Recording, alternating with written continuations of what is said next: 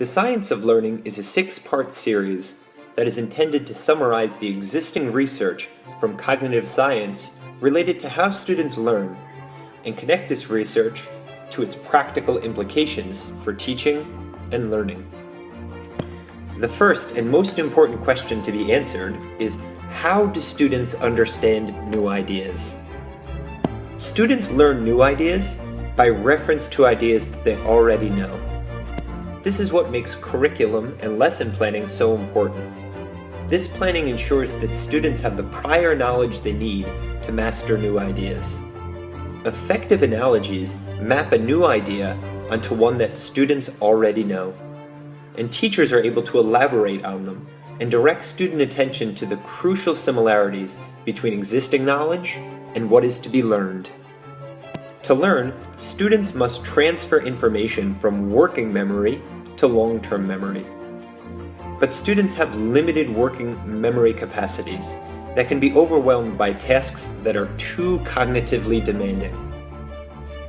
Understanding new ideas can be impeded if students are confronted with too much information at once.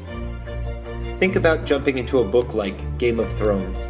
I have difficulty enough following the story, let alone remembering the names of every single character introduced in the first book. So one way to try and help students is to use worked examples as a method for reducing students' cognitive burdens. Now, a worked example is a step-by-step demonstration of how to perform a task or how to solve a problem. This guidance, or I like to call it scaffolding, can be gradually removed in subsequent problems so that students are required to complete more problem steps independently. Students should be encouraged to work independently as soon as possible, but no sooner. Students will need many worked examples before they're able to start running on their own. When you're using multiple modalities, such as speaking while viewing a text or listening and narrating a story, be sure that the two types of information complement one another. If the two sources of information are split, attention is divided and learning is impaired.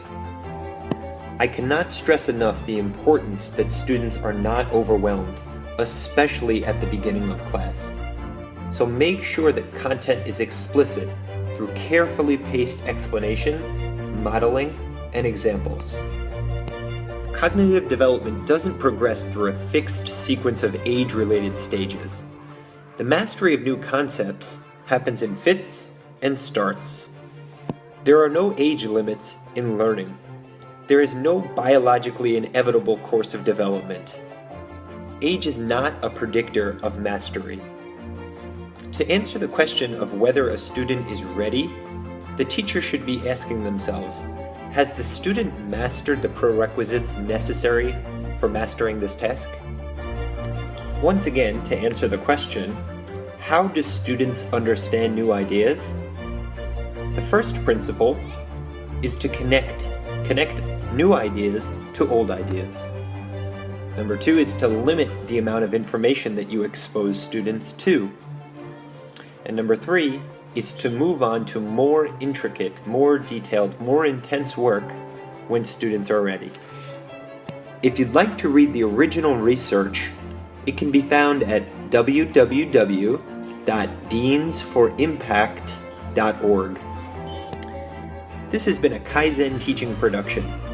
You can find this video on my YouTube page and much more information on my Facebook page. Have a great day. Cheers!